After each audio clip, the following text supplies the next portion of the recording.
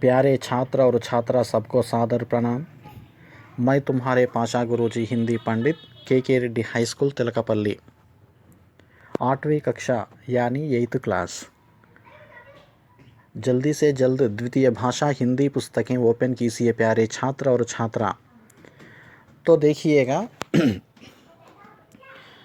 इकाई 2 में पाठ 5, पाठ का नाम यह है कि धरती की आँखें। धरती की आँखें नामक यह पाठ कंप्लीट हुआ है। ओके, लेसन कंप्लीट हुआ है। और इस पाठ संबंधी नोटबुक में क्या क्या लिखना है, स्टडी मटेरियल में क्या क्या लिखना है और तुम्हें क्या सीखना है, उसके बारे में जानकारी दे रहा हूँ। सभी प्यारे छात्र जल्दी से जल्दी हिंदी पुस्तकें ओपन कीजिए। पन्ना नंबर 26, पृष्ठ संख्या 26।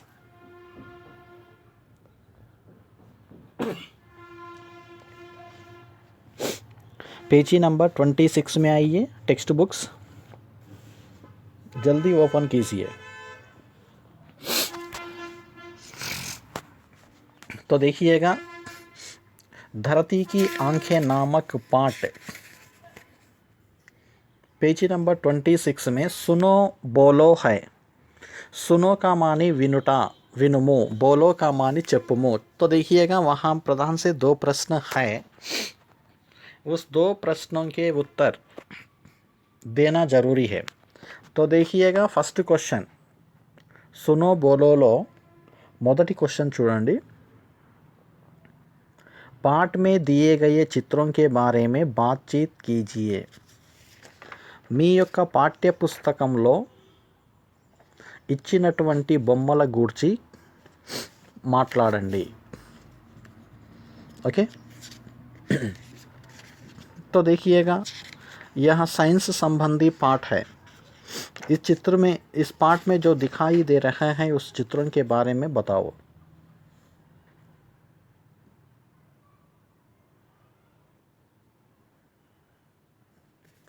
तो देखिएगा पाठ से संबंधित पहले चित्र में चांद है। ओके, और आसमान में 2 मेघ भी हैं। और जो चांद को ओझल कर रहे हैं। दूसरे चित्र में एक आदमी लेटकर पलंग पर सो रहे हैं, शायद वह राजा हो सकता है। तीसरे चित्र में राजा बड़ी सोच में पड़ गए हैं। चौथे चित्र में समुद्र या नदी में एक व्यक्ति नाव ले जा रहे हैं। 5वें चित्र में किसी स्थान पर एक मंदिर दिखाई दे रहा है, यानी वहाँ कोई उत्सव हो रहा है। लोगों का भीड़ भी है। मंदिर पर झंडा लहरा रहा है। 6वें चित्र में टीवी पर क्रिकेट खेल का प्रदर्शन हो रहा है। यह प्रदर्शन समाचार उपग्रहों की सहायता से प्रसारित हो रहा है। प्रस्तुत इस चित्र में तो सौरमंडल पर एक कृत्रिम उपग्रह उड़ रहा है। शायद वह अंतरिक्ष तथा सौरमंडल के ग्रहों के बारे में जानकारी देने के कार्यक्रम में लगा हुआ है। ओके, और दूसरा प्रश्न यह है कि इस पाठ का नाम धरती की आंखें क्यों रखा गया होगा। ఈ పాఠమునకు భూమి యొక్క కళ్ళు धरती की आंखें అని ఎందుకు పెట్టడము జరిగి ఉండవచ్చును। तो देखिएगा इस पाठ में कृत्रिम उपग्रहों के बारे में, उनके कामों के बारे में बताया गया है।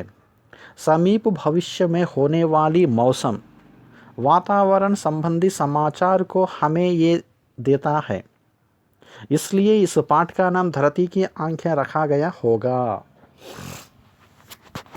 ओके, अब नेक्स्ट बिट देखिए पढ़ो। पढ़ो का मानी चदवंडी। पाठ पढ़िए, कारण बताइए। ओके, पाठम चदवंडी, कारणाన్ని తెలియచేయండి। तो देखिएगा नंबर 1, राजा के व्यवहार से सभी खुश थे क्योंकि। ओके, आंसर రాయాలి. అక్కడ మీకు ఖాళీ ప్లేస్ కనిపిస్తుంది టెక్స్ట్ బుక్లో, ఆన్సర్ రాయాలి. राजा के व्यवहार से सभी खुश थे क्योंकि రాజా ఖజానే కా ముహ ఖోల్ దేతా और उन्हें सम्मानित करता है. పాఠంలో ఉంటుంది అక్కడ సెంటెన్స్, కంటిన్యూ చేయాలి. ఓకే. రెండవది, उपग्रह सचमुच धरती की आंखें हैं क्योंकि वे सब देख लेते हैं, इनकी नज़र बड़ी तेज होती है. ఓకే, అలా రాసేయండి. और महाप्राण आ, पाठ पढ़िए इसलिए शब्द का प्रयोग करते हुए वाक्य फिर से लिखिए. పాఠం చదవండి, ఇస్లియే ఇందుచేత అనే పదాన్ని ఉపయోగించి వాక్యాన్ని మళ్ళీ రాయండి అంటున్నాడు.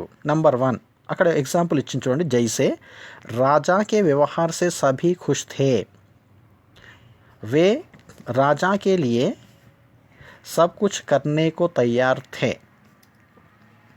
ఓకే, చూద్దాం ఇప్పుడు సెంటెన్స్. రాజా కే వ్యవహార్ సే సభీ ఖుష్ థే इसलिए वे రాజా కే లియే సబ్ కుచ్ కర్నే కో తయార్ థే. అలా అక్కడ ఎగ్జాంపుల్ ఇచ్చి కరెక్ట్ సెంటెన్స్ ఇస్లియే అనే పదాన్ని జోడించి రాయడం జరిగింది. ఇప్పుడు మనం చేద్దాం. నెంబర్ 1, चांद ने राजा की सहायता की, राजा ने धन्यवाद दिया. ఇప్పుడు ఆన్సర్ చూడండి. चांद ने राजा की सहायता की इसलिए राजा ने धन्यवाद दिया. ఓకే, चांद ने राजा की सहायता की इसलिए राजा ने धन्यवाद दिया. ఓకే, ఇప్పుడు సెకండ్ మీరు చేయండి.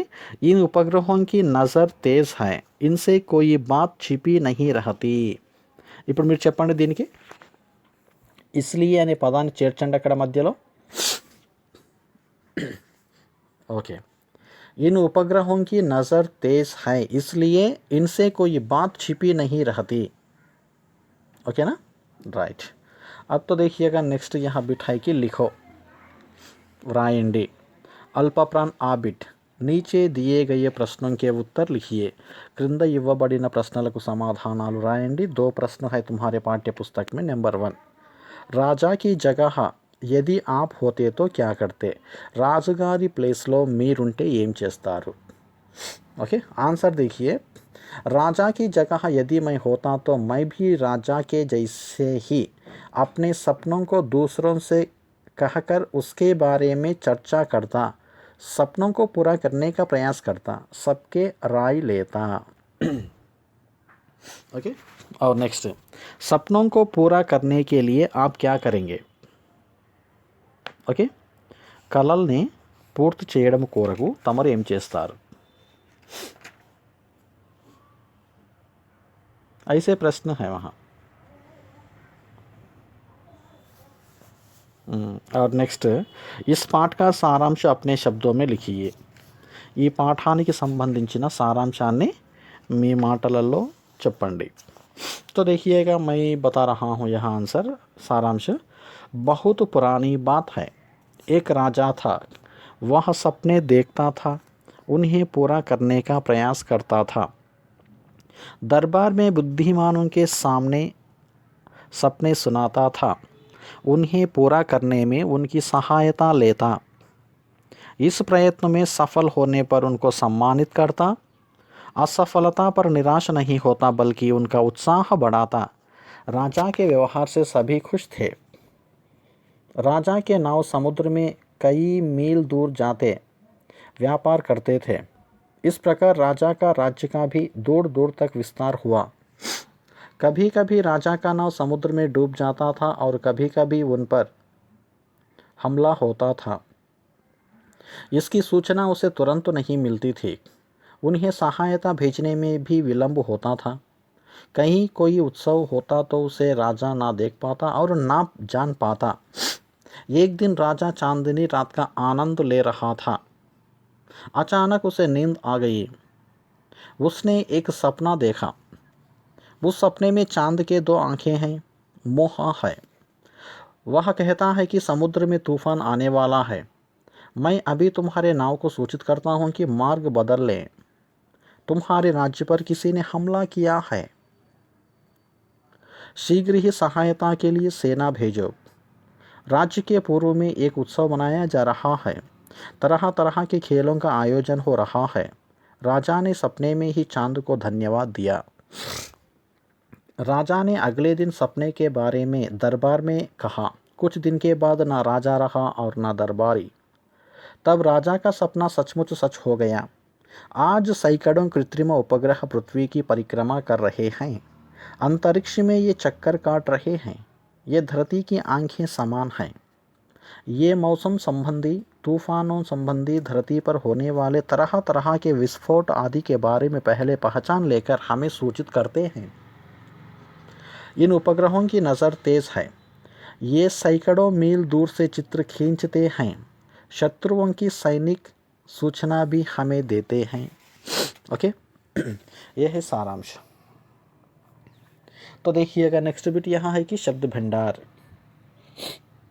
ओके, निम्नलिखित शब्दों के पर्यायवाची शब्द लिखिए, वाक्य प्रयोग कीजिए। క్రింద ఇవ్వబడిన పదములకు పర్యాయ పదములు రాయండి మరియు సొంత వాక్యాలలో రాయండి। ఓకే, వహా 4 शब्द हैं, 4 పదాలు ఉన్నాయి। ఆ 4 పదాలకి పర్యాయ పదములు రాసి సొంత వాక్యములలో ప్రయోగం చేయండి।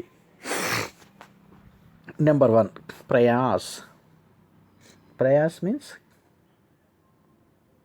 ప్రయత్నము।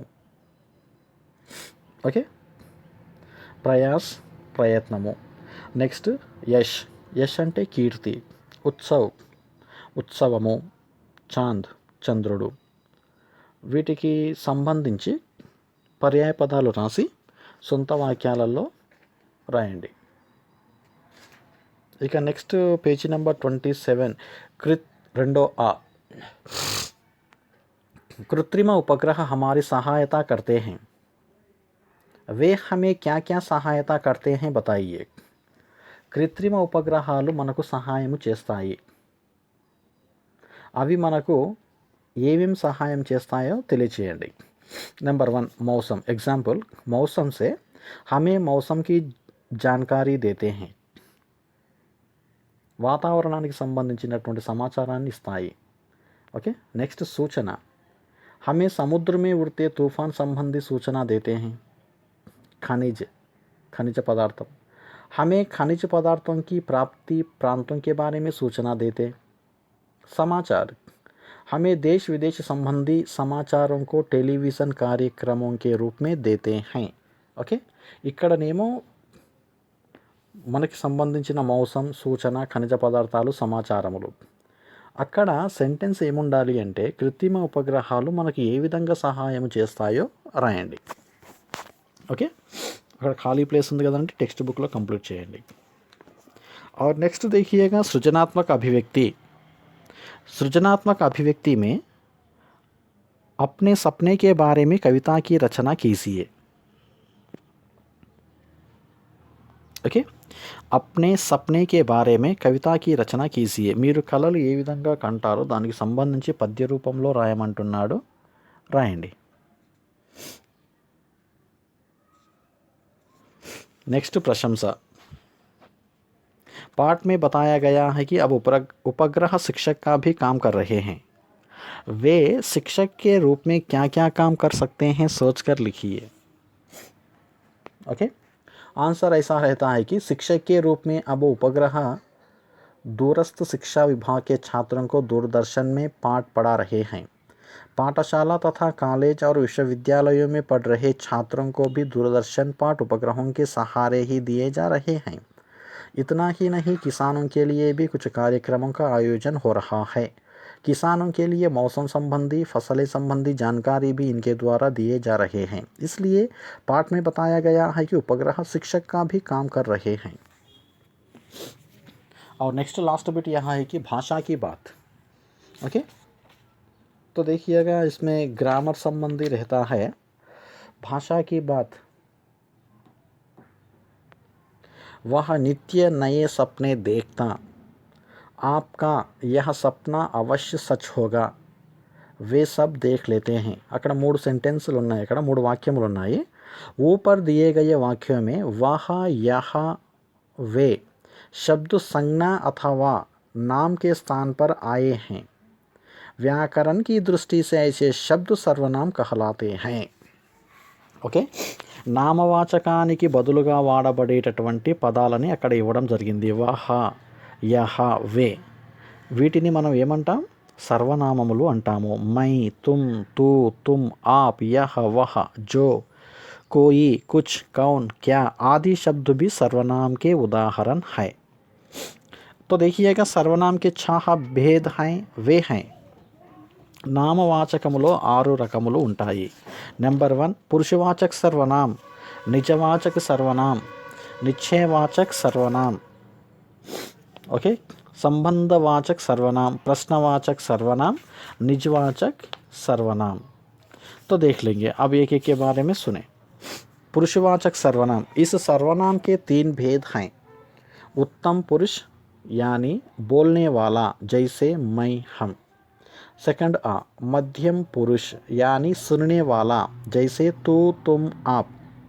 नेक्स्ट ई अन्य पुरुष यानी सुनने या बोलने वाले द्वारा अन्यों के लिए उपयोग में लाए जाने वाले शब्द, जैसे आम मीठा फल है, यह गर्मी के मौसम में मिलता है. ओके. और तो देखिएगा निश्चयवाचक सर्वनाम में जो सर्वनाम शब्द किसी निश्चित व्यक्ति अथवा वस्तु की ओर निश्चयपूर्वक संकेत करते हैं, वे निश्चयवाचक सर्वनाम कहलाते हैं. जैसे यह पुस्तक मेरी है. और तो देखिएगा 28 में अनिश्चयवाचक सर्वनाम, जो सर्वनाम शब्द किसी निश्चित व्यक्ति अथवा वस्तु की ओर संकेत नहीं करते हैं, वे अनिश्चयवाचक सर्वनाम कहलाते हैं. जैसे आप कुछ खाइए. नेक्स्ट संबंधवाचक सर्वनाम, जिस सर्वनाम शब्द से अगले या पिछले उपवाक्य के संज्ञा अथवा सर्वनाम का बोध होता है, उसे संबंधवाचक सर्वनाम कहते हैं. जैसे जो करे सेवा, सो पावै मेवा. प्रश्नवाचक सर्वनाम में जो सर्वनाम शब्द प्रश्न पूछने के लिए किया जाता है, वे प्रश्नवाचक सर्वनाम कहलाते हैं. जैसे तुम्हारा नाम क्या है. तो देखिएगा इसमें क्या. निजवाचक सर्वनाम में जो सर्वनाम शब्द अपनेपन का बोध कराते हैं, वे निजवाचक सर्वनाम कहलाते हैं. रामू अपने गांव जाता है, अपने यह निजवाचक है. तो देखिएगा प्यारे स्टूडेंट्स,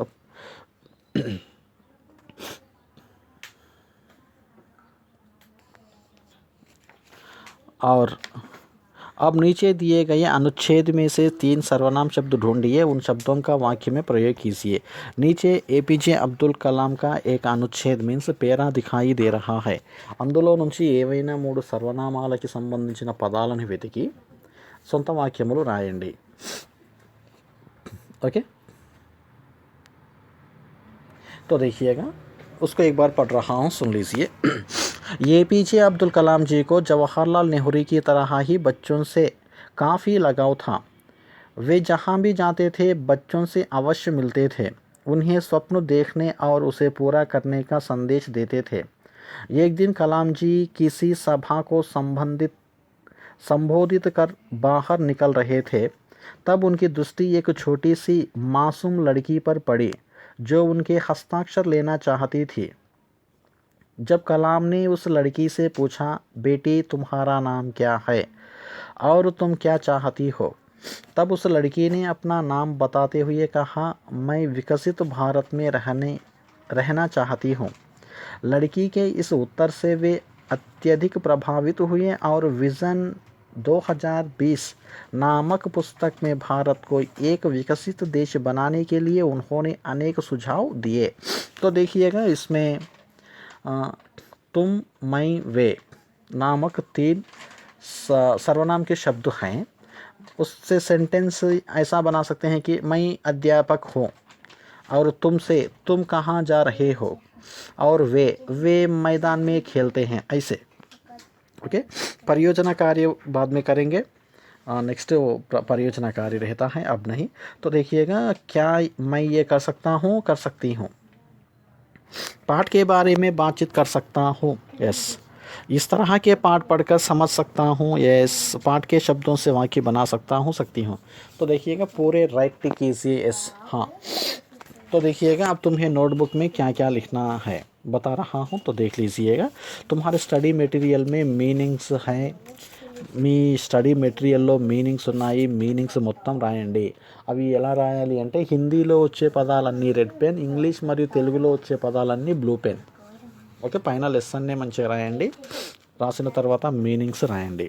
ఓకే, మీనింగ్స్ రాసిన తర్వాత లిఖో అనే బిట్లో 2 ప్రశ్నలు ఉన్నాయి. ఓకే, ఆ 2 ప్రశ్నలకి సమాధానాలు రాయండి. తర్వాత సారాంశం అంటే వీటిని మీరు స్టడీ మెటీరియల్లో చూసి నోటికి నేర్చుకొని చూడకుండా రాయండి నోట్బుక్లో. ఓకే, మీనింగ్స్ రాయండి, లిఖోలో 2 క్వశ్చన్స్ మరియు లెసన్ సారాంశం రాసిన తర్వాత భాషాకి బాత్ సర్వనామానికి సంబంధించిన బిట్ మొత్తం రాయండి. ఓకే, సర్వనామం యొక్క వివరణ రాయండి, సర్వనామంలో ఉన్న పార్ట్స్ 6 వాటి గురించి రాయండి. ఓకే, అంతవరకు మీరు చేయాల్సినటువంటి పని కంప్లీట్ చేయండి. ఠీక్ హై, బాత్ కీ కామ్ నెక్స్ట్ క్లాస్ మే మిలేంగే. ధన్యవాద్.